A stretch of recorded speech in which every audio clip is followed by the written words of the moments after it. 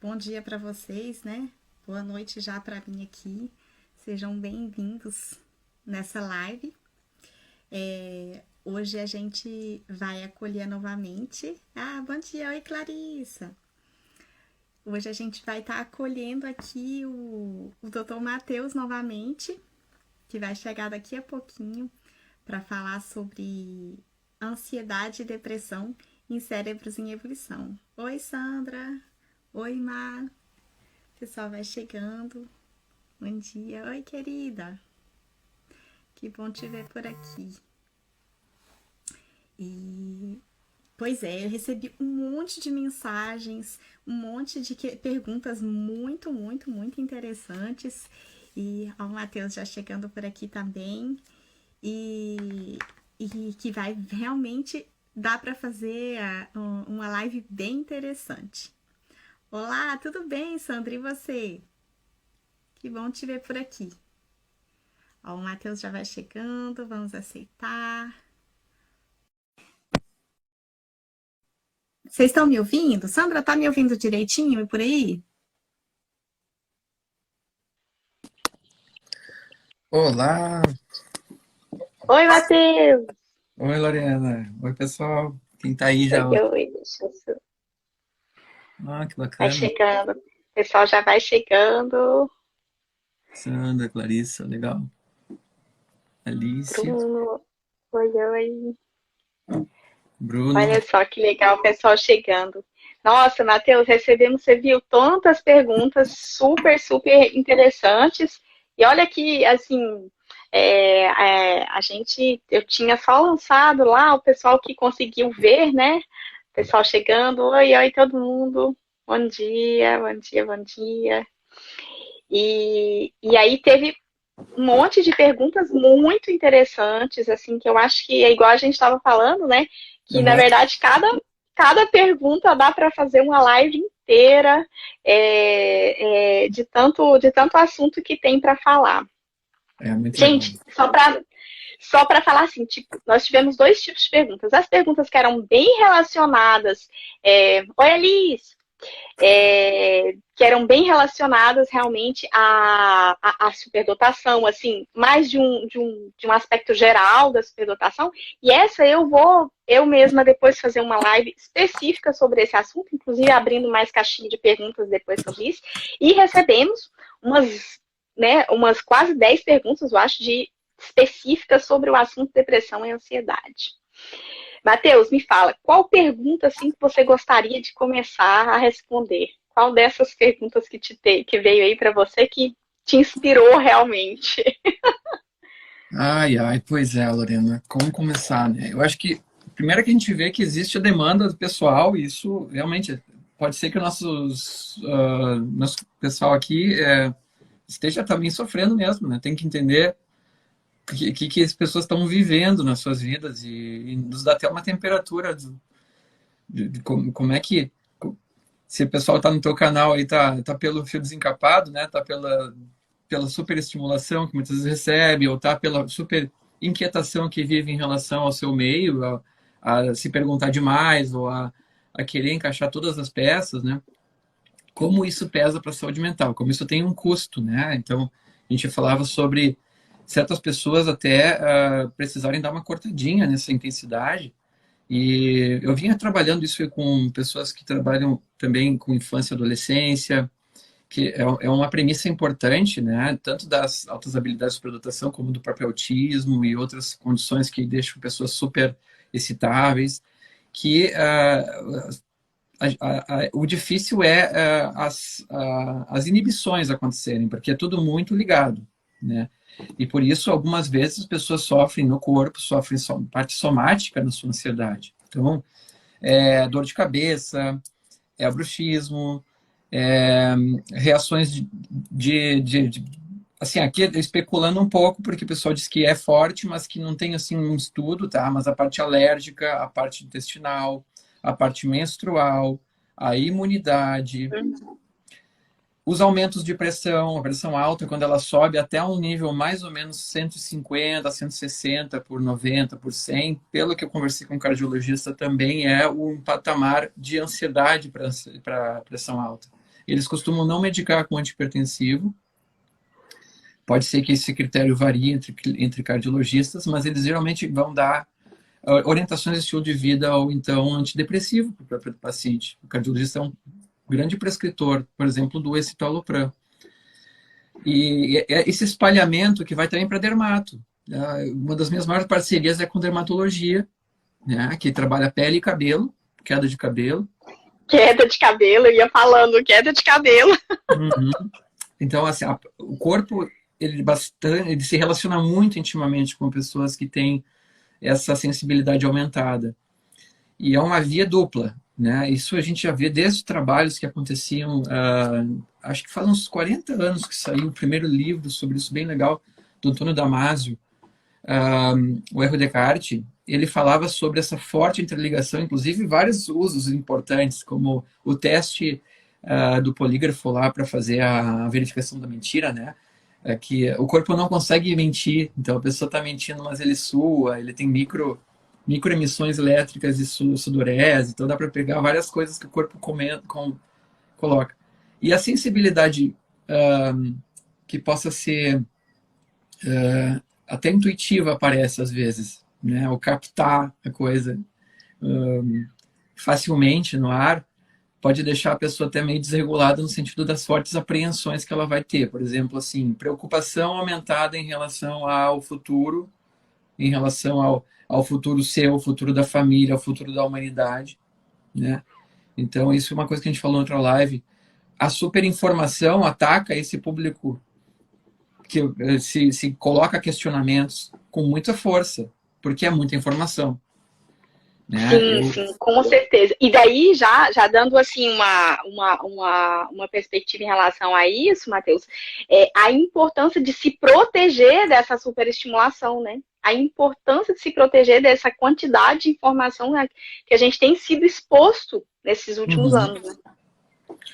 Olha, gente, assim, a gente para de funcionar, dá sobrecarga no sistema, assim.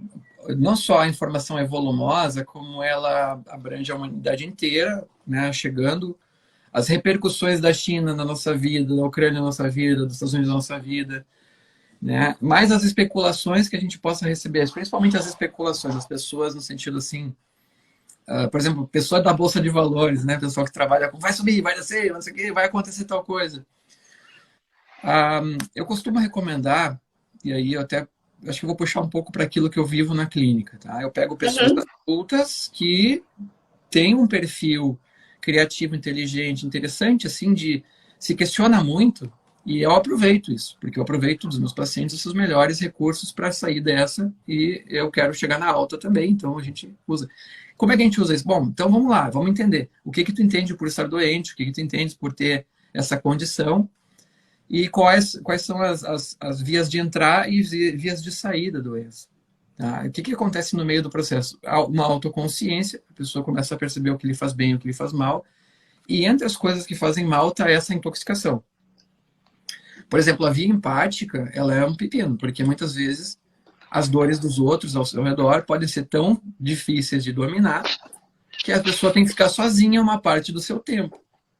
Porque se chegar pelo WhatsApp, vai ficar intoxicado com aquilo. Se chegar conversando, vai ficar. Pessoas que são despejadoras entre amigos e familiares são problemáticas. Dá problema porque não dá para desligar a empatia. Não dá para desligar. Não dá. E o que eu sempre falo dos cérebros em evolução são pessoas hiperempáticas, né? Elas são empáticas. E, assim, com um senso de justiça ainda muito grande, faz com que, assim, tudo fica muito exacerbado, né? O sofrimento é profundo. Profundo, exatamente. As vias de entrada a gente até pode, sim, saber pela captação. O que uma pessoa normalmente não se importa, pode ser que essa em especial se importe, se revolte e faça um levante e os outros né, não conectam com esse sentimento, é um sofrimento solitário, eles também acham que é exagero, assim como acham que é exagero muitas vezes aquela sensibilidade do paladar, sensibilidade do cheiro, sensibilidade do barulho, né? Então isso já é história de vida atrás, e aí por isso que eu pego o adulto, eu faço a via inversa, né? E não só quando envolve altas habilidades, como também envolve autismo leve. Eu estava falando ontem com uma colega muito querida, neuropediatra, que trabalha lá no começo, quando a coisa bagunça. E ela tá, porque chega na idade adulta e não identifica, eu digo sim, aí que tá. Esse monte de adulto não identificado, do que quer que seja TEA, seja habilidade, seja até vários outros problemas. TDAH, outros tantos transtornos. TDAH, exatamente, que passam batido na infância, chegam para mim já no dos seus depois. Né? E o adulto já se regulou, e às vezes ele se regulou de uma maneira que não é bem assim para desregular a pessoa de volta, assim, né? Vamos voltar lá e vamos reconstruir. Mas as outras habilidades têm uma particular flexibilidade para isso, que eu acho legal, assim, acho que é bacana assim, trabalhar. Ó, e se a gente desse um restart em tal aspecto, né? Vamos pegar por aqui, começa por se entender funcionando, começa por saber que, por exemplo, o desafio é uma força motora muito importante, o desejo de algo sendo feito ali pode ser, ele joga uma energia enorme naquilo, né? Então, o senso de propósito, o senso de que aquilo está levando a alguma coisa maior, é quase que assim, a pessoa aprender a se estimular, pega um fato, se às vezes até não tão importante, ou uma tarefa específica daquele trabalho, e conecta a execução dessa tarefa a um desafio pessoal, ou então a um desafio, a um resultado maior do que simplesmente o resultado daquela tarefa, geralmente infunde uma energia bem importante dentro. Eu estava vendo, por exemplo, como faz um bom professor lá de Harvard com os seus alunos da psiquiatria. Ele disse que nesse último século, o Dr. Kevin Mageres, ele estava falando que nesse século agora, as últimas gerações, né, de alunos dele, são pessoas que não se motivam simplesmente porque existe uma regra, vai lá e faz. Eles precisam de um porquê para trabalhar. Né? Antigamente dizia, é bom ter um porquê, agora é imprescindível ter um porquê. As coisas estão mudando. Né? Antigamente isso obedece e pronto. Então, ele e aí é engraçado você falando disso, só para o pessoal para se situar, alguém fez inclusive uma pergunta falando assim, eu me motivo e me desmotivo facilmente, isso é comum? É bem típico de quem está se perguntando o mais além.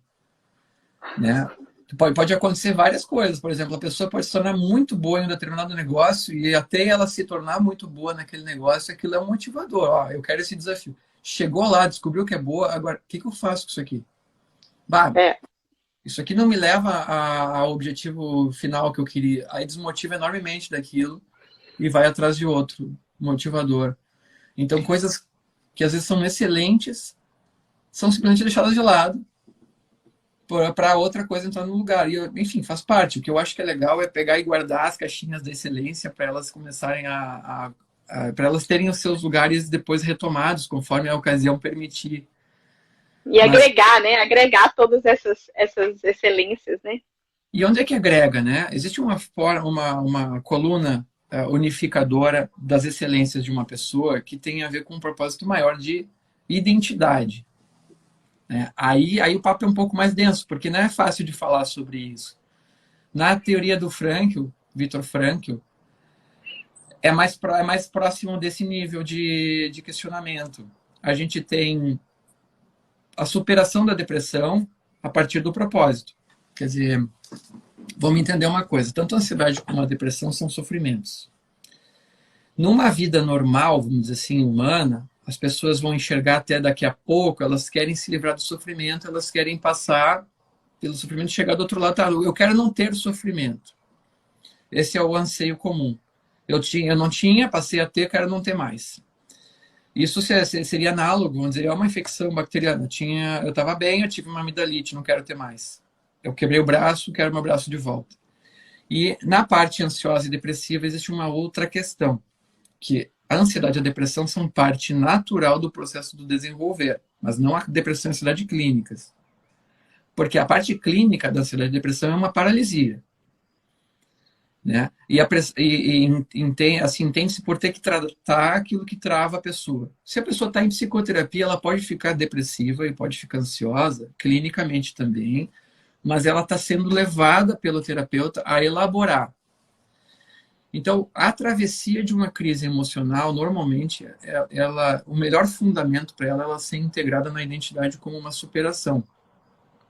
Porque ela vem da necessidade de te desacomodar de um funcionamento que estava dando certo para entrar em outro que converse com o passar do tempo.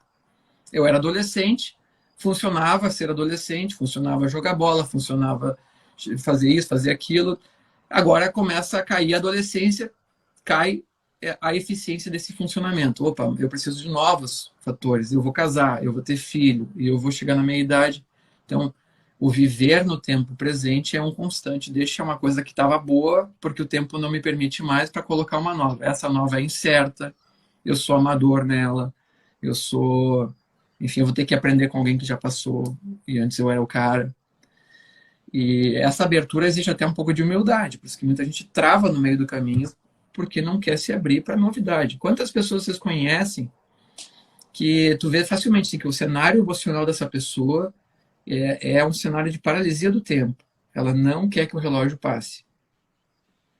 Né? Isso, assim, ela se apoia muito nessa perspectiva, ela investe até muito nessa perspectiva, mas isso, é claro, é vão, né? Existem momentos de vida que a gente até quer que dure para sempre. Mas, quem sabe, quando chegar a terceira idade, quando chegar a idade mais avançada, se dizer que vai ser bom ter idade avançada.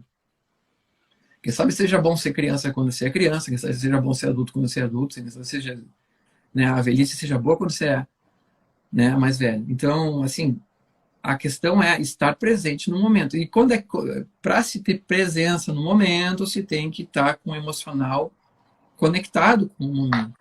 E a gente falou na outra live também, né, o cognitivo que voa, que quer o mundo. Tá sempre. E a parte emocional é atropelada, deixada para as traças, vamos dizer assim. Né? E o Frank, o que ele diz sobre superação? Ele coloca o sofrimento, então, como uma circunstância de vida com a qual a gente pode lidar de 3 maneiras, basicamente. Né? Pelo que eu pude capturar, assim, a história é enorme, tem muitos desdobramentos. Ele foi parar no campo de concentração, perdeu a família, perdeu tudo que ele tinha, posição da enfermeira psiquiatra, tinha lugar na Universidade de Viena. Foi parar no campo de concentração com um pijama listrado, no meio de um monte de gente lá, né? Morrendo. Essa situação trouxe para ele uma perspectiva muito clara, assim, sobre algumas coisas a partir dali, e isso fez dele um cara muito notório. Tem 3 tipos de abordagem de sofrimento, e a primeira delas, vamos dizer assim, é pegar o sofrimento como uma coisa que não deveria estar ali, né? Que é um sofrimento indesejado, tipo assim, a minha vida estava muito boa, por que esse sofrimento veio me aparecer, né? E que leva a pessoa a funcionar de uma maneira, ou às vezes a avacalhar tudo, porque dentro do próprio campo de concentração, certos judeus entregavam os judeus, trabalhavam para os nazistas, faziam que se chama de capo, né? Faziam uns negócios assim, que, pô, né, o caráter se evidenciava para o lado negativo, que eram pessoas inconformadas ou vivendo uma revolta invertida, vamos dizer assim, jogando contra. Tinha gente que pegava, tem gente que pega o sofrimento como uma forma de de enaltecimento de si, eu sofro, que é o típico masoquista, né? Olha como eu sofro. Então gostam de contar a história do seu sofrimento, gostam de dizer que sofre. Mas tu vai ver, não tem necessidade daquele sofrimento. A pessoa escolheu sofrer quando ela tinha a opção B. Deixar de estar ali. Por exemplo, acontece muito nos trabalhos dos meus pacientes. Infelizmente, né? Fazer o quê? Mas assim, as pessoas estão dentro de um trabalho é ruim. Mas o trabalho é uma situação e a vida tem todas as outras. Tu tem o trabalho, tem a família, tu tem a tua vida pessoal, própria, a tua saúde. E há um dia lá na tua vida tu entrou naquele trabalho onde tem aquele chefe, e aquele chefe é ruim contigo. Te trata mal, te desmerece, não sei o que lá. E aí, bom, descobri que o trabalho é ruim, que eu não gosto daqui. Sai? Não sai, fica. E fica, sabe? Isso, e aí vai ficando doente. Mas como não vai ficar doente, assim, né? Eu sou parceiro dessa doença, eu quero que essa pessoa acorde. Se não tiver doença, não vai ficar lá. Então, Franco dava um seguinte exemplo. Ele dizia que tinha o masoquismo, a bravura, a coragem e o heroísmo. E é muito legal para você entender o que faz um herói, né? Que, por exemplo, lá em Varsóvia, pegando o contexto dele do Holocausto, né? Varsóvia foi um reduto judaico fazer um gueto, né? Quando o nazismo invadiu. Fecharam lá, cercaram, o gueto ficou resistindo. Na resistência, eles ficavam lá no fronte, levando tiro, dando tiro, tentando sobreviver. Isso era a bravura, porque eles não tinham escolha. Era só isso que eles podiam fazer, eles tinham que resistir. Mas ele viu um cara, que era Maximiliano Kolbe, chegar para o nazista e dizer: eu quero ir no lugar desse pai de família judeu que está indo, né, para a câmara de gás. Posso? Ele disse: não, tá, vai. E deixou o cara. E foi. E morreu. Isso é heroísmo. Houve uma escolha do sofrimento por uma causa nobre, importante, maior. E ele se integrou a essa causa e se fez, então, digamos, uma plena expressão da grandeza humana numa atitude que ele escolheu ali. Existem situações na vida que nos colocam diante desse patamar, que geralmente tem a ver com aquele sofrimento que é escolhido voluntariamente para que se possa alcançar algo maior. Né? Que em espiritualidade se pode chamar também de ascese e tudo. E é por isso que muitas vezes dentro da espiritualidade que as pessoas vivem, existem esses típicos dramas, assim, o que eu faço com o sentido da vida, o que eu faço com o sentido do sofrimento. Né? Então, como é que se supera a ansiedade? Como é que se supera a depressão? Bom, primeiro, a gente tem que estar forte o suficiente para poder ser herói quando a ocasião se apresentar. Então, por isso que eu digo, Frankl é uma coisa que se chega, mas primeiro se passa por Freud. Por quê? Porque para Freud, tu tem que te desvencilhar muito das paixões internas, mais profundas e baixas até, aquelas coisas mais rudimentares. Tu tem que começar a ser mais dono de si. Tu tem que começar a saber dominar melhor a tua pulsão e dar para ela direcionamento melhor. Ou seja, se tu faz uma coisa muito infantil, troca, aí é Lavoisier, assim, né? Tu tem que substituir, nada se perde, só se transforma. Tu faz com que uma coisa menos adequada vire uma coisa mais adequada. Né? Uma criança que inicialmente se percebe assim, desejosa de agredir, de machucar, de maltratar, mas não faz, mas fica com aquela fantasia, ela pode achar interessante depois se tornar alguém que faz cirurgia, que opera, ela corta, ela faz isso. Então, isso a gente chama de sublimação, mas ela faz isso curando os outros. Alguém tem que fazer, e ela foi lá ser essa pessoa que faz isso, por exemplo. As questões vão transitando dentro das pessoas. Então, tudo aquilo que a pessoa faz e faz bem, se for fazer uma recomposição de história, é o fruto de um desejar praticar aquilo ansiosamente por muito tempo na sua vida. E de onde sai essa força, essa perseverança para uma vocação, para uma... geralmente é porque a pessoa tem dentro de si, na sua identidade, eu queria conectar com o ponto identidade que eu falei antes, certas coisas vindo à tona e dizendo, é por aqui. Pega isso e torna isso excelente e vê se isso encaixa na necessidade que o universo ao teu redor tem. Né? Uma necessidade que é de mercado, pode ser, porque tu precisa de resultados de mercado. Uma necessidade de sentido, que pode ser, porque tu precisa também de sentido para a tua vida. Se tu fizer caridade, tu vai ser feliz, provavelmente. Mas se só fizer caridade, pode ser que tu não realize a tua vida. Tem que ver. Só uma parêntese, tem alguém que está perguntando, só para o pessoal entender. João, sim, a gente está introduzindo, na verdade, o assunto antes da gente entrar, porque, na verdade, existem, assim, dentro de todas as perguntas que foram feitas, tem sempre uma base do por que isso está acontecendo, né? Por que essa falta de sentido está acontecendo? Por que esse sofrimento ele nasceu, na verdade? E é um pouco o que o Matheus está trazendo para a gente, de onde vem, na verdade, né? Que tipo de sofrimento a gente pode estar sendo confrontado. Inclusive, teve uma pergunta que foi feita aqui, não sei se você viu, Matheus, que foi feita na parte de pergunta. Você viu? Tem uma parte de pergunta, gente, eu também sou super noviça, tá? Tem um pontinho de interrogação. Alguém perguntou assim, como seria o oposto dessa permanência? Acho que era em relação ao que você estava falando justamente. Não permanecer por um mínimo sofrimento ou desmotivação? assim, ó, o que eu tava falando é quando a coisa tá legal, né? Quando a cabeça tá boa o suficiente. O cara lá que se entrega para ir no lugar do outro judeu, o cara estaria normalmente desesperado para fazer isso, né? O desespero impediria ele de fazer isso. Por que que ele faz? Em tese, ele tá centrado, ele tá sabendo o que ele tá fazendo. É uma escolha que ele consegue fazer até serena, porque tem tudo a ver, tem toda a coerência com aquilo que ele acredita. E é ótimo que a gente chegue lá. Mas, assim, a gente está totalmente amarrado. Nosso cenário comum, a gente está totalmente amarrado nas nossas necessidades maiores. Assim, eu preciso de comida, eu preciso dormir, eu preciso, preciso, preciso. E é por isso que a gente faz um tratamento, para parar de precisar tanto daquilo ali, que amarra a gente. Quando a pessoa está adoecida, ela está muito mais amarrada ainda dentro desse cenário. Ou seja, a pessoa se lança no empreendimento e não consegue dar continuidade, faltam forças. Ela ficou amarrada em dificuldades dela que não estão saciadas, resolvidas ainda. Quais são?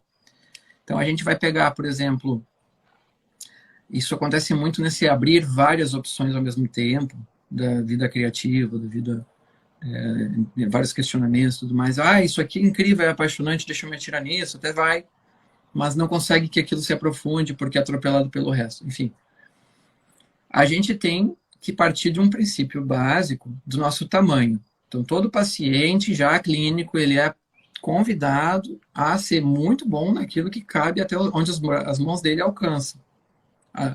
É muito sério esse negócio do tipo, qual é a tua verdadeira responsabilidade na vida? Eu tenho uma família, eu tenho a minha vida, eu sou dono de um corpo humano, eu tenho que cuidar disso, disso, disso, disso, tenho que entregar esse resultado no trabalho. Tá? É tudo isso, mas é só isso, tá? Eu lembro de estar falando com o pessoal, colegas médicos uma vez, a gente estava lendo o código de ética, dizendo, o código de ética que se tem em muitos lugares e se tem para ser cidadão, enfim, né? É que assim, seja isso e não seja nenhuma outra coisa. Então, assim, por outro lado, acalma a pessoa porque ela tem que ser aquilo, não mais do que aquilo. Então, ao se saber, tendo que entregar um certo grau de resposta para o mundo que te cerca, a gente procura ser fiel a quem a gente quer entregar. Se é demais, a gente corta. Diz, sinceramente, eu quis, eu tentei, isso eu não consigo, por exemplo, para um trabalho maior, eu não consigo chegar lá e entregar com as condições que eu tenho. Em relação a suprir necessidades emocionais das outras pessoas, né? Eu tô sem força, eu quero muito isso que eu peguei hoje agora um negócio para fazer que eu acho super legal para mim, eu tô sem gás, sem força para terminar isso aqui. O que tu vai fazer? Tu vai segurar isso aqui e tu vai ter que tomar uma decisão. Isso aqui é mais importante do que ficar escutando um monte de coisa do resto, ser super salvador, eu preciso dessa energia para isso aqui continuar. Então, onde é que tu vai fazer? Tu vai provavelmente ter que encurtar uma rede social, ter que diminuir uma disponibilidade de escuta, ou então ter que dormir melhor, ter que voltar o cuidado para o teu corpo. Recarrega, simplifica, agora tu tem. Isso se assemelha muito com a coisa das finanças. Né? Por exemplo, gestão financeira, tu está endividado, está correndo juro. Então diz assim, primeiro, para de gastar. Mas mas então encurta os gastos até o mais enxuto possível, salda o que tu puder, sobrou, agora tu investe onde tu pode. Pensa nisso como energia. Tu está super esgotado, está devendo para si, não está conseguindo dar a volta no sono, está desanimando, já tem apostou alto na vida, tomou um tombo, porque por mais que exista muita capacidade de uma pessoa, ela pode ainda apostar acima da sua capacidade mais alto. Tomou um tombo, tombo é um aprendizado, mas até tudo acordar isso pode ser uma depressão. Não consigo isso, não consigo aquilo, não consigo aquilo outro, não consigo, assim, reduz o tamanho até isso é o que eu consigo. Eu posso me comprometer para entregar esse resultado aqui que eu peguei, eu posso ser um bom pai, um bom marido, posso ser um bom amigo desse amigo, e eu posso dormir. Então, é por isso que eu digo que pessoas talentosas têm que tomar um cuidado para ter o liga-desliga do talento, porque podem se escravizar pelo seu talento. Né? Todo mundo acha legal aquilo e diz, me dá. Me dá um pouco, o que te custa? Né? Custa muito. Né? Custa muito. É interessante isso que você está falando, que tem várias perguntas aqui que eu acho que dá para a gente, inclusive, respondê-las, assim, pelo que a gente já conversou, tá? A questão até do vício, sabe? Vamos lá. A questão do vício. Por exemplo, teve uma pergunta que foi: como se desvencilhar do uso do cannabis, não sei como que fala aí no Brasil, para acalmar cérebros em ebulição com ansiedade? E relacionada ele falou do cannabis, mas a gente poderia falar de várias outras coisas, tá? Tem várias outros vícios, né? E então, assim, já é relacionado um pouco que você estava falando, assim, já são essas necessidades que a gente cria, né? Essa quantidade de necessidades que a gente vai criando, e por não conseguir conter essa ansiedade de estar em tantos lugares, né? De fazer tantas coisas, acaba caindo. Ou outras coisas. Deixar você talvez responder, você tem mais experiência em relação a isso. Então vou direto ao ponto da pergunta. O que é o cannabis? Ele é uma contingência. Ele é uma situação que pode ser até difícil de conciliar com a parte legal e tudo. Tu tem o processo de obtenção desse cannabis e tal. O que acontece? Tanto o cannabis como o uso de calmantes indiscriminado ou álcool, né, são medicações, são procedimentos autocalmantes. A pessoa está tentando se dominar de um sofrimento. Então, até esse ponto, você vai dizer assim, é justo até certo ponto a demanda, né?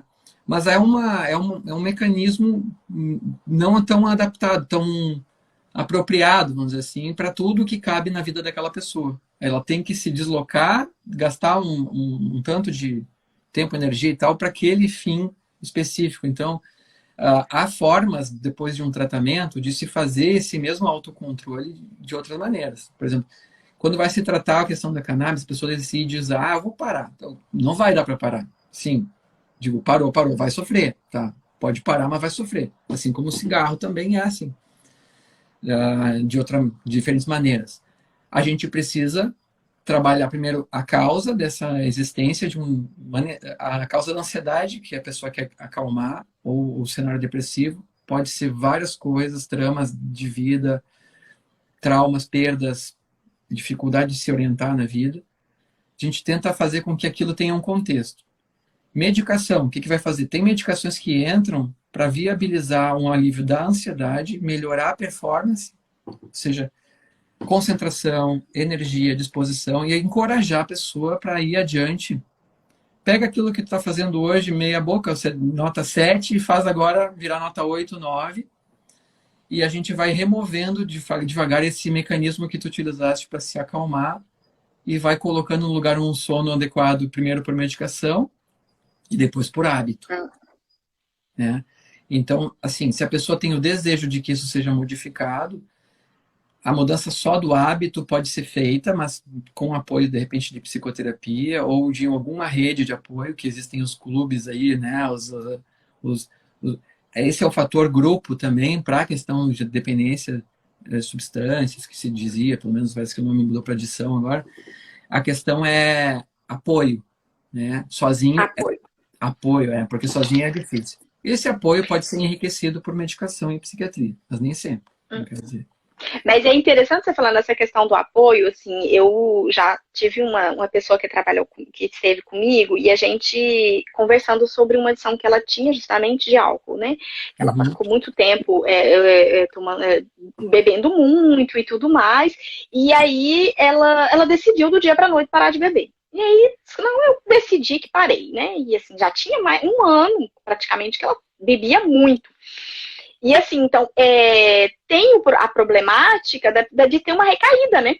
De ter uma recaída fácil, porque não foi tratada a causa, né?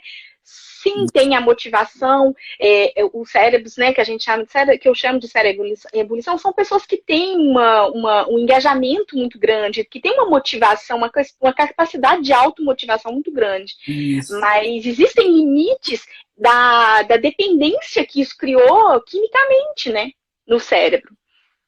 É mesmo. Como a pergunta trata de cérebros em ebulição, sim, os cérebros em ebulição são capazes de automotivação. Tipo, eu vou parar isso aqui e eu vou usar isso como um fator de transformação pessoal. Vou dar isso como um pontapé para uma virada de chave. Legal, ó. Porque essa infusão de ânimo é ótima. É como se dissesse o ânimo, que é a dopamina, entrou para quimicamente suprir, né, aquilo que aquela química te colocava externamente. Então, é quase que uma automedicação de motivação. A endorfina também faz isso. Parei de fazer uso da substância quando comecei a correr, por exemplo. Beleza? Pode ser feito uma coisa desse jeito. É um jeito, vai se levando e se pode conseguir. O que é o maior fator aqui? Às vezes é os 6 meses seguintes, realmente, em que a pessoa pode tropeçar nos seus pequenos vícios do dia a dia. Se não chegar onde ela queria chegar no plano original, ela vai se decepcionar. Acho que uma das dificuldades maiores da cocaína é essa, não do cannabis. É a decepção. Tanto a decepção como a hora que a pessoa fica vitoriosa, porque deu certo, ela parou e ela ganhou um negócio legal, ela foi promovida e tal. São os 2 momentos mais prováveis de acontecer uma recaída. Quando quando balança. Por quê? Porque tem muita química cerebral, inclusive, nessa hora. Sim, com certeza, com certeza. Criam-se caminhos fáceis, né, de obter um ganho, né? Tem um ganho nesse uso. E o cérebro, ele tem essa memória também, né? Aquele ganho, aquela economia de energia, a gente falando agora de economia, aquela economia de energia que eu fazia antes para ter que encontrar uma motivação, para ter que encontrar um meio de acalmar, né? E aí já me faz pensar em uma outra pergunta que foi feita pra gente, que quais medicamentos mais usados na superdotação? E aí eu sempre estou lembrando isso, gente, não é a superdotação que faz com que a pessoa busque por medicamentos, e sim os transtornos, ou os sofrimentos, ou outras patologias que ela pode ter associada. A superdotação em si não é uma causa, né, para se precisar usar remédios. A maioria das pessoas, e ainda bem, elas vivem muito bem com a superdotação, tá? São as pessoas que não vivem bem que se manifestam. A gente sempre está dizendo, né, que a população, dependendo do nível de QI que a gente vai usar, entre 125, 130, dependendo do país, nós estamos mais ou menos em 2 a 5% da população mundial que teria superdotação. Então, assim, a maioria das pessoas vivem muito bem e elas não precisam, né, elas não têm manifestação difícil. Então, não é a superdotação, né, não é um diagnóstico, portanto, ela não passa pelo assunto médico diretamente, ela é uma condição. Isso, né, ela é uma condição, isso mesmo. Dá um matiz diferente, às vezes, um colorido diferente para adoecer. Pode ser mais no sentido nológico. Mais intenso. No sentido das coisas, da falta de compreensão dos demais, do senso de solidão, das inquietações e da falta de filtro das superestimulações. Isso. Mas e até você falando agora sobre alergia, sobre várias coisas, muito ligado à hipersensibilidade sensorial, né?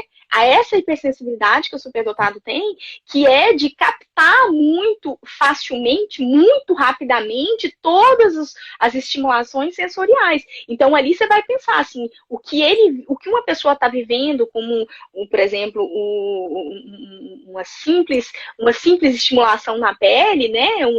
Para o superdotado vai ser uma hiperestimulação, então vai fazer uma alergia naquele lugar, né? Algo que ele vai respirar, vai rapidamente causar uma... A gente tá vendo aqui. É que a gente pode imaginar que assim, os níveis de sofrimento são bem maiores em muitas coisas. Sim. E eu só pontuar aqui também, você poderia falar sobre a ansiedade e síndrome do pânico em superdotados, Loena? Sim, diga-me. Porque é o seguinte, aqui a gente tem uma manifestação de ansiedade que acontece na sociedade como um todo, que é a ansiedade que flutua no dia a dia, que é aquela constante apreensão. Ansiedade é um estado de... O estar vivo é estar ansioso, porque tu tem que conciliar diferentes tensões e isso é ansiedade, né? Na verdade, quando ela fica maior é porque ela está desregulada em termos de intensidade e às vezes ela se aponta para coisas que a gente não tem controle, como, por exemplo, a gente se considerar capaz de obter resultados na vida dos outros, de obter controle sobre processos não controláveis como política, como a vida e a situação do chefe da empresa e o que vão ser, o que vai ser feito com a gestão da equipe, né? Que a gente poderia... E até mais perto, as decisões do marido, né? As decisões da esposa. Se fosse meditar seriamente, dizer assim, o que eu tenho para fazer a respeito, a resposta seria nada. Respira. Pronto. Deixa isso dar. Faz mindfulness, então. Respira.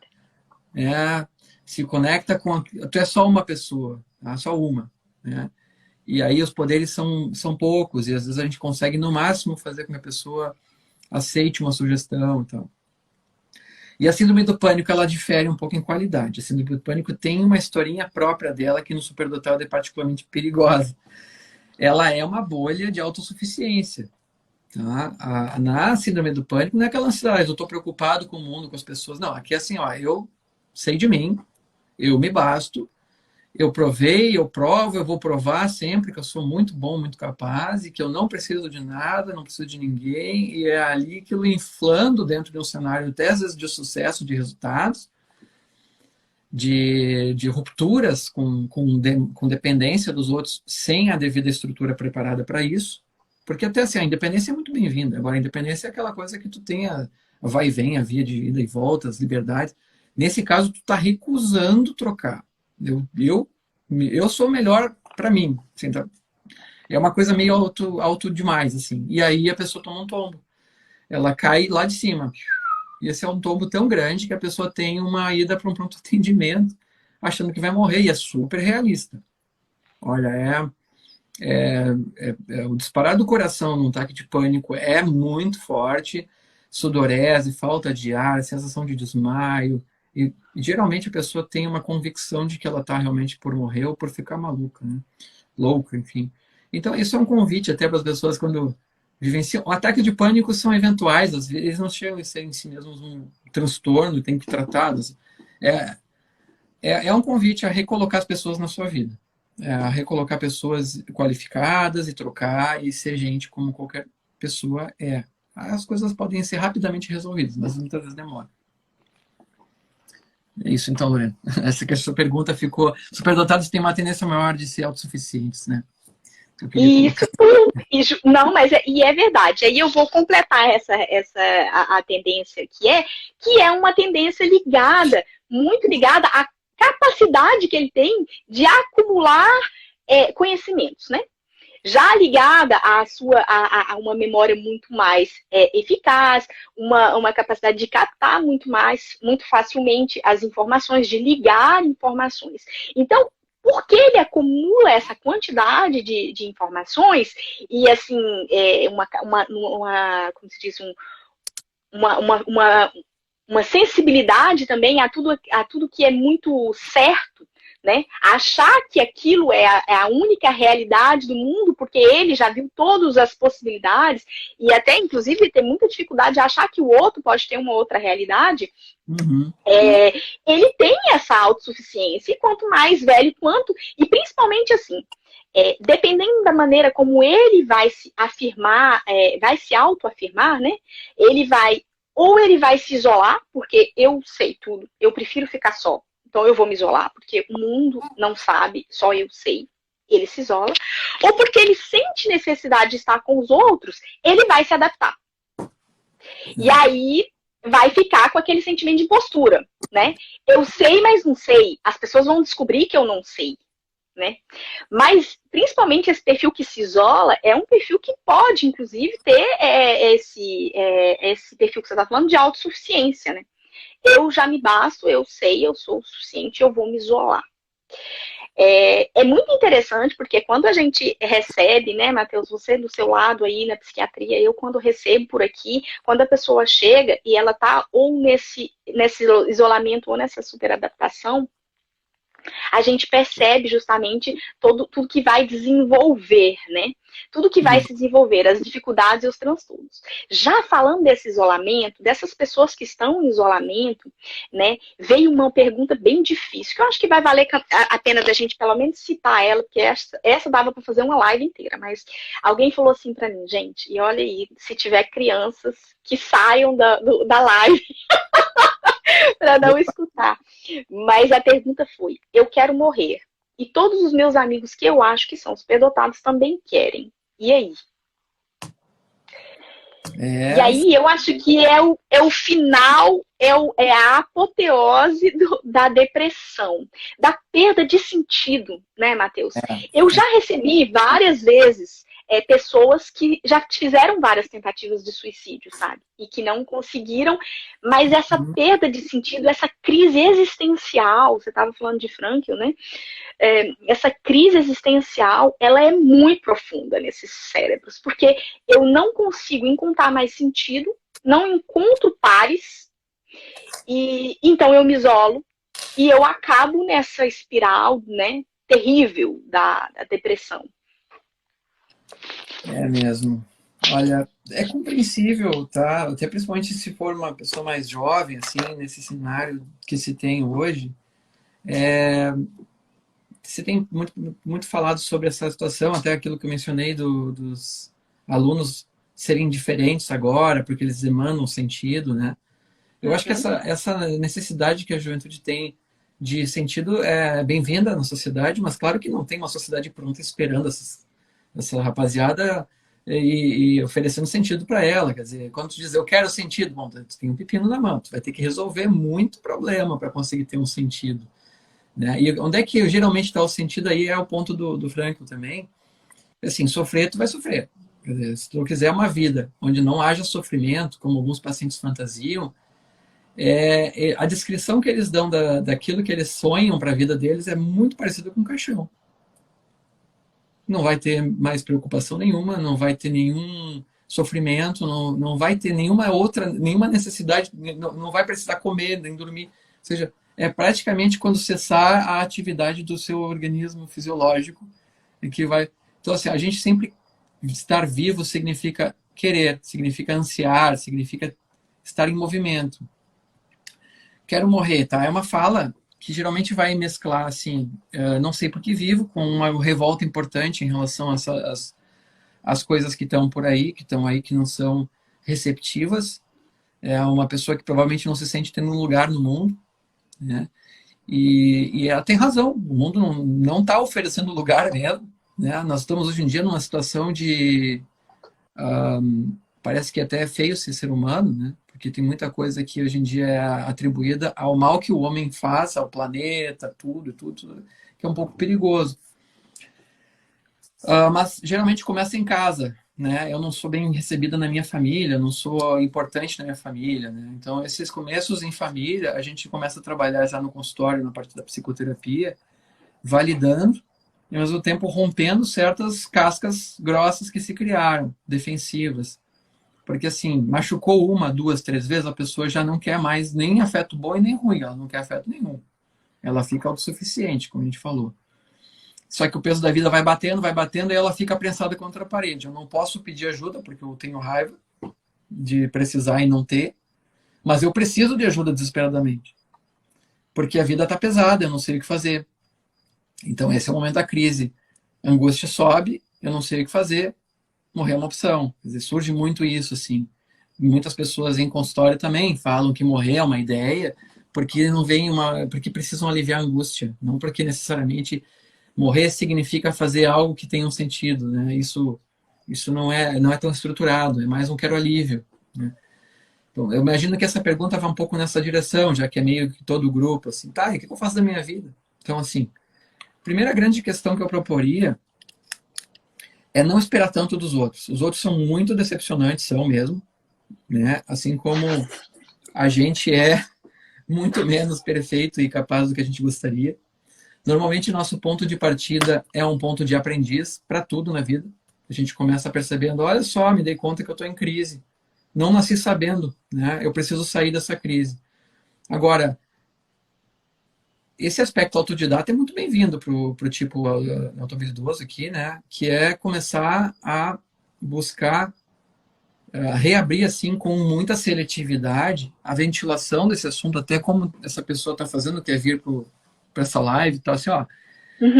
Existem conhecimentos qualificados que te ajudam a validar o sofrimento e direcionar ele para uma força propulsora para o crescimento e até para a geração do sentido. Ou seja, se a minha vida está tão ruim hoje, resolver a vida ruim que eu tenho é um sentido para minha vida. Porque eu vou fazer o quê? Eu vou me apropriar dela. Ela é horrível, e ao mesmo tempo ela é minha. Quer dizer que se eu pegar esse horrível e arrumar, esse arrumar é mérito meu. Perfeito. Eu tô pegando a vida para mim. Não é de ninguém, é minha. E eu estou resolvendo o meu problema, né? não é minha mãe, não é meu chefe. Eu peguei para resolver. Então, começa por esse senso. Tá ruim, tá? Tá ruim sim, geralmente tá ruim. E não é amanhã que vai ficar bom, não. Por isso tem esse ponto que eu coloco na clínica também. Olha, as coisas são um processo, não adianta dar um chicotaço e tá péssimo. Bate em si mesmo, né? Eu tenho que... Isso tá horrível. Tu pode ser autocrítico, autoexigente, na dose em que isso te leve a pensar, eu tenho que começar hoje, mais um pouco amanhã, mais um pouco depois de amanhã, e eu tenho que fazer mesmo, eu tenho que continuar. Eu posso começar várias coisas ao mesmo tempo se eu estou muito afoito. Mas eu tenho que fazer com que as coisas caibam na caixinha do emocional. O meu emocional suporta essa velocidade, esse ritmo, senão eu vou entrar pelo cano aqui, eu vou colocar um peso que eu não suporto. A partir desse peso que eu não suporto, eu fico com raiva, com revolta, e amanhã o tombo ainda maior. Né? Então, a amizade consigo é uma das indicações que eu dou. Assim, ó, a vida tá ruim, sim, tá. Mas vamos começar pelo tá, assim, vamos tentar ter uma amizade consigo mesmo. Assim, ó, nessa vida ruim, pelo que a gente já tem aqui, existem mais pessoas com vida ruim. Isso faz amizade. Tá? Pessoas sem sofrimento já não estão sozinhas. Vamos unir os estados depressivos. Tá? E vamos tentar ajudar o amigo superdotado, então, que está depressivo, e ajudar ele vai te fazer bem. E ele também vai te ajudar. E vocês, né, vão crescer junto. Quando vocês crescerem, tentem crescer no sentido de resolver os seus problemas, e a solução que vocês forem encontrando vai se tornando a escola para outros serem ajudados. Quando vocês vão ficando... Isso é uma prática. O que faz um psiquiatra? Né? É aquele cara que também teve que se superar, e muitas vezes, na minha época pelo menos, quando eu fiz sim, psicólogo também, que teve que se superar, que teve que resolver os seus próprios problemas para depois conseguir acompanhar o outro na resolução do problema dele. Né? Muito tempo se tratando também, muito bem. É interessante se tratar para ser psiquiatra de alguém, psicólogo de alguém, embora as pessoas hoje prescindam disso, enfim, normalmente a escola clássica dizia, vai se tratar, tu não se tratou ainda. Mas por que isso não acontece sempre? Porque se tratar exige querer se tratar, não é alguém te dizer vai se tratar. É querer. Perfeito. É querer. Inclusive, no que você estava explicando né, nesse querer, eu quero morrer, é muito isso também, voltando até no que você disse no começo, é querer também sair dessa espiral, né? É querer sair dessa espiral. Alguém tinha até comentado aqui que é muito difícil viver numa vida onde não tem apoio cultural, né? Onde a gente está num mundo hoje onde não existem barreiras. Gente, vocês têm noção? Eu tô na França, o Matheus está no sul do Brasil, e tem gente do mundo todo assistindo gente aqui. Eu vi gente da França, eu vi gente de Portugal, vi várias pessoas de Portugal aqui com a gente hoje, tem várias pessoas do Brasil de regiões diferentes. Vocês têm consciência disso, que hoje nós temos essa capacidade de sair das nossas fronteiras, de ir buscar uma ajuda muito mais longe, na verdade, né, Matheus? Essa comunidade, aí, ó, Coimbra, tá vendo? E o Helder também, eu sei que ele mora... Helder, você mora em que lugar mesmo? Eu sei que ele mora em Portugal também. E... Então, assim... Legal. Não existe mais fronteiras, né, Matheus? Não existe mais fronteiras para se encontrar soluções. A fronteira é aquela que a gente se impõe, na verdade. Eu estava contando para o meu filho esses dias que o bisavô dele, meu bisavô, o tataravô dele, quando chegou no Brasil, pegou um descampado, mato fechado, e uma das coisas que aconteceu com ele foi que ele foi mordido por uma cobra e perdeu uma perna. Era só mato. E eles levantavam as casas com a árvore que eles derrubavam, quando eles chegaram da Itália. Esse meu tio fundou meu bisavô, ele começou a trabalhar com sapatos, porque era o que ele podia fazer sentado. Do sapato ele criou uma indústria de couro, curtume, expandiu, expandiu, expandiu, isso virou um negócio da família por muito tempo, outros artigos associados a couro. É um orgulho pra gente. Agora, olha o começo de vida desse homem. É complicado. Podia ter abandonado desde o começo. Principalmente fazer sapato, sendo que ele só tinha uma perna. É bem ousado. Vamos criar soluções a partir de quem somos e que problema temos. Temos um problema, por exemplo, o amigo aqui colocou, o Vinícius, né? A vida cultural é ruim. Olha, ela já foi também muito pior do que é, assim. Eu acho legal essa ventilação que a gente tem pelo mundo agora globalizado, enfim, né? A gente tem muitos acessos a coisas legais. Eu acho que é legal falar várias línguas, viu, Vinícius? Se tu expandir os idiomas, pode ser que tu tenha culturas incríveis para absorver, né? E em natura, né? Ou as traduzidas também. Mas eu acho que não é muito de conversar. Talvez o que tu digas assim é sair conversando com rodas de amigos. Eu acho que a gente precisa também se entender, às vezes, meio único no mundo, assim. Tem coisa que não funciona trocar fácil, assim. Vai levando contigo, cultiva em ti, enriquece em ti, e quando tu topar com alguém vai ser muito legal. E às vezes a gente encontra, às vezes a gente não encontra. Quem tem essa conexão em algum aspecto legal com a gente, né? E aí é um assunto que é o meu assunto, né, Matheus? Que aí eu já vendendo o meu peixe. É isso aí. Só é possível, na verdade, a gente encontrar pares, né? Porque teve até uma pergunta, existe rede de apoio para superdotados, né? Algum tipo de roda para compartilhar a experiência? Gente, só é possível você encontrar pares com quem você possa se identificar se você mostrar quem você é. Se você passar a sua vida ou se isolando porque você acha que nunca vai encontrar ninguém, ou se adaptando aos outros porque você tem medo de não ser aceito, nunca você vai dar a oportunidade de encontrar pessoas que se pareçam com você. Tá, não existem muitas pessoas. A gente está falando de 2% da população, né? É muito pouca gente. E quanto mais alto for o seu QI, quanto maior for a sua neurodiversidade, mais difícil vai ser de encontrar pares. Mas é sendo você mesmo que você abre espaço para atrair pessoas que se parecem com você, né? E aí você pode me dizer assim, mas como que eu vou fazer isso? É se conhecendo. É conhecendo as suas dificuldades, é conhecendo as suas facilidades, né, os seus talentos. É através disso que você abre espaço também para atrair pessoas que se parecem com você. A gente tem um termo filosófico que fala que a gente tem que cavar onde está, né? A gente tem que começar por quem somos, né? Bem esse é o ponto inicial. E Platão dizia uma coisa também que é fundamental para a hora da confusão. Quando se instala a confusão, né? Que Platão dizia que a filosofia começa por se enfrentar a própria morte, né? A gente tem... No momento que a gente concebe que é finito, e é uma coisa importante para quem abre muitas coisas ao mesmo tempo, você precisa um pouquinho, o que cabe numa vida? Eu lembro que eu falei com algumas pessoas que tinham perfil autohabilidoso, e eles pegavam novidade, uau, que legal. Quantas vidas tu vai viver?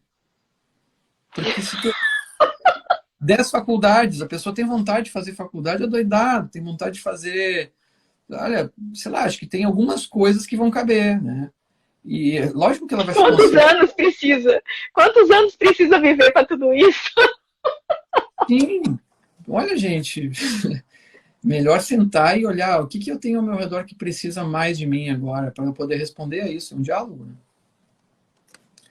Então, assim, cuidado com essa curiosidade, viu? Eu acho que ela não deve ser desmerecida. A curiosidade não é, tipo, não, isso não deve ser. Não, peraí. Mas onde é que eu encaixo essa curiosidade? No que já sou. Onde eu já tenho uma estrutura montada, onde eu já sou necessário hoje. Cuidado com... Vou surgir daqui a 10 anos com a solução para a humanidade. Não, faz alguma coisa agora. Sim, concentra-se no agora. Tu vai ser surpreendido pelo agora. Sim. E aí, assim, se confunde muito, inclusive, o que leva muito a pensar que superdotados têm TDAH, é porque se confunde muito quantidade com qualidade. O superdotado vai ter tendência a pensar que é fazendo muita coisa que ele vai conseguir encontrar paz para esse cérebro que precisa de estimulação. Mas, na verdade, ele precisa de pouca coisa, de muita qualidade. Ele precisa de coisas que traga realmente material para ele realmente estudar, que ele sinta-se satisfeito com aquele pouco. Né? E isso eu acho muito interessante, essa confusão de quantidade com qualidade. Qualidade está apoiada no sentido que está apoiada na identidade. Qualidade qualifica, ou seja, é aquilo que casa com a pessoa que tu é e não com... Eu gosto de trabalhar com algumas pessoas sobre a questão de, olha só, tu tem pontos fortes e tu tem pontos que não são fortes. E esses pontos que não são fortes são ótimos para tu procurar nos outros e dizer, nossa, tu é forte nisso, que legal, eu te admiro. Mas tu não é aquela pessoa, aquilo é daquela pessoa. Então, seja forte naquilo que tu é. E essa escolha é fantástica. Perfeito. Faz podas. Chega, ó, é isso que tu vai ser, fica nisso, brilha nisso. Às vezes a gente tá um pouco mal, assim, porque não nasce pronta essa noção. Tipo, meus pais queriam que eu fosse tal coisa. Aí eu me tornei tal coisa, mas eu não sei se eu quero ser. Assim, claro que a gente tem uma psicoterapia no meio do caminho aí. Tem que fazer tem que se desvencilhar das coisas que tu fez por carência afetiva, que tu se... né? Mas assim, ó, geralmente o caminho certo não é tão longe do que tu tá hoje, tá? Ele é mais ou menos tipo aquilo que eu falei antes. Pega aquilo que tu fez pro outro e diz: ei, isso aqui é meu, eu vou usar para mim isso aqui. Se tu quiser, tu vai, sei lá, tu vai me dar alguma coisa em troca, vai fazer valer. Ou eu vou parar de fazer isso aqui porque eu não quero mais, mas eu vou fazer parecido desse outro jeito. Por que eu digo isso? Porque ninguém consegue ficar muito tempo fazendo uma coisa se não gosta, pelo menos um tanto daquilo. E às vezes acontece. Eu gosto do exemplo do o meu irmão, é uma figura interessante no meio, que é um médico que fez medicina, adora física, e foi ser então um cara que trabalha com física dentro da medicina. E ele sempre foi apaixonado por física, ele era meio genial nisso. E ele foi fazer ecocardio e no ultrassom e nos exames de imagem ele tem que estudar o processo da reverberação da produção daquela imagem. E aquilo é dificílimo. Então ele é o cara que encontrou onde pôr. Ele não precisa fazer a faculdade de física, se tornar um cara da NASA para depois voltar para a medicina, né, gente? Então eu acho que por aí é a coisa, sabe? Isso. E você pode continuar aplicando dentro da sua profissão mesmo, aqueles assuntos que, né, que te são centro de interesse. Nossa, gente, falando tanto que já deu 1 hora já da nossa live. Cara, toda vez, assim, são assuntos muito profundos. Eu espero que todo mundo que esteve aqui com a gente gostou e todo mundo que vai assistir, porque da outra live teve muita gente que assistiu depois. Recebi muita mensagem legal. Ainda sobrou pergunta, vai dar para a gente fazer mais live. E eu acho esses assuntos muito, muito especiais, né? Que são assuntos, assim, um esclarecimento cada vez para nós, Matheus. Muito obrigada, viu, pelo seu esclarecimento muito, muito Bom. técnico e, ao mesmo tempo, tão acessível para a gente. É sempre um prazer estar te escutando. Prazer estar aqui também, muito enriquecedor. Tá, pessoal? Então aí também, se precisarem, podem fazer perguntas, a gente pode fazer mais horários, não tem problema. É uma alegria. Tchau, tchau. Obrigado para todos. Até a próxima.